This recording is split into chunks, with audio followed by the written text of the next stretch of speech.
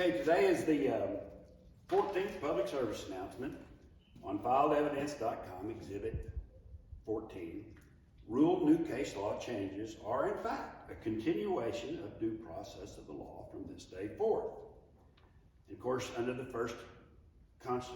Constitution's First Amendment and the Whistleblower Act protects me for giving this full disclosure as the 14th public service announcement, and as an international consultant of economic and government choices. This will serve others. Now, this has been sent to the International Law Reporters for their new case law changes library archives. Now, under due process of the law, if you're found guilty, fines are paid and/or prison sentences are served, and this completes due process of the law of, let's say, price fixing that's proven beyond a shadow of a doubt in Exhibit 14. However, when the courts exercise their constitutional checks and balances to create, inflict, and or allow new case law changes from this day forth in defiance of the Constitution and the rule of law and the filed evidence that was filed in the courts, now you're able to quote these new case law changes in future court decisions. And this is a further due process of the law. It's a continuation. Because let's say you're a paralegal working for a lawyer that his client is in prison for price fixing. And the paralegal goes to filedevidence.com and discovers Exhibit 14 for the case. And let's say the lawyer's client is before a parole board, and with socialistic societies with so many rules, of course, we do need a certain amount of laws.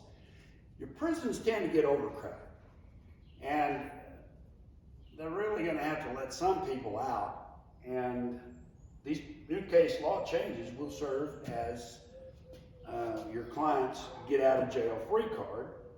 For in fact, the courts ruled that price fixing is okay. And Exhibit 14 is an example of price fixing being determined that it's okay to do this. Now, the bank's director lawyer's law firm set up this fraudulent foreclosure on 7 different farms and ranches in 5 different county courthouse steps simultaneously. Now, the price fixing comes in when they use the full amount, let's say the cattle note, of $1 million, but the amount due was only $810,000, which was backed by cattle and inventory and everything else that I had more than enough excessive equity to cover.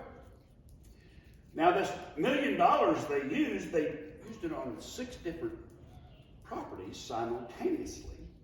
Less the amount that was due is $810,000, gives RICO money laundering scams bidding advantage in 5 different courthouse step sales simultaneously of $5.1 million over and above the actual amount due.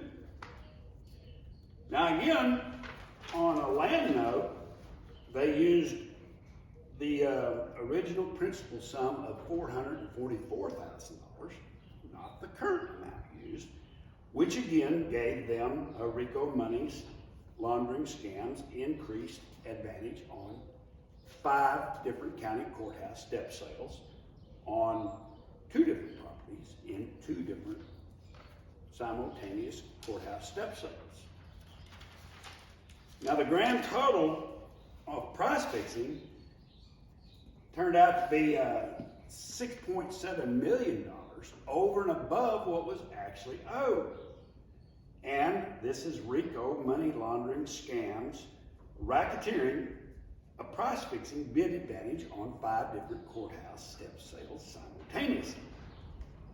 Now remember, to this day, the requested production of all the loan documentation's existence, dates, and the examination of signatures thereof are still refused to this day.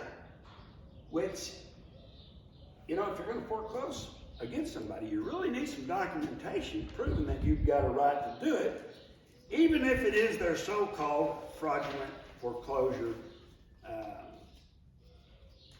courthouse step sale simultaneously on five county courthouse step sales on the same day.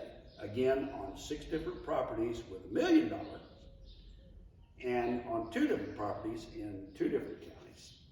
So it adds up.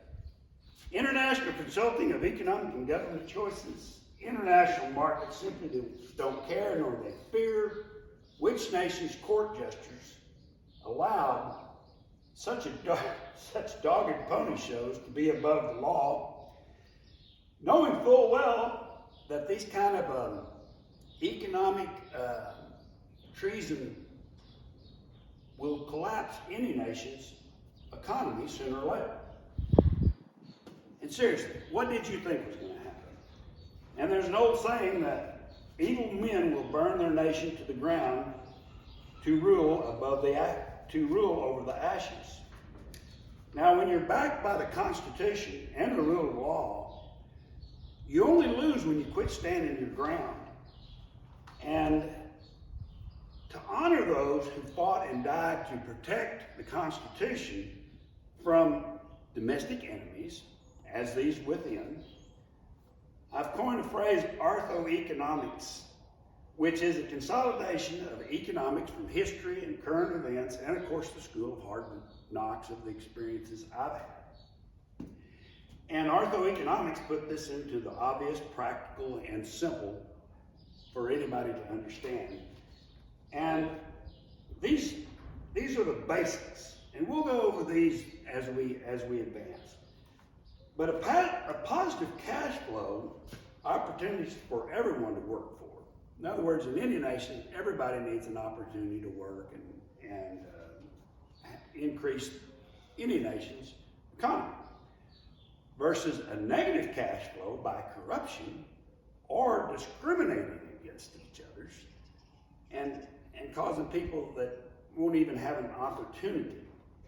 We'll go over this more later. And also to subsidize, to encourage infrastructure and education as a hand up to your citizens will increase your nation's economy, versus taxes and fines to discourage corruption and the handouts thereof. Now, peacetime's accountability of corruption for like-kind retribution and or as payments in kind, and in other words, these were supposed to be fined, and the fines for such corruption were to go into the government's coffers versus giving them a handout on their illegal activity, versus wars, inhumanities inflicted by politicians' prior negative cash flow choices. In other words, history reflects and current events show that when the politicians' prior negative cash flow, it's going to come to a head sooner or later. Then comes the saber rattling and civil wars and all of the wars, inhumanities that could have been avoided with better government choices. And these artho-economic positive cash flow choices that actually wag the dog at a more efficient rate. We'll go over these as the public service announcements continue.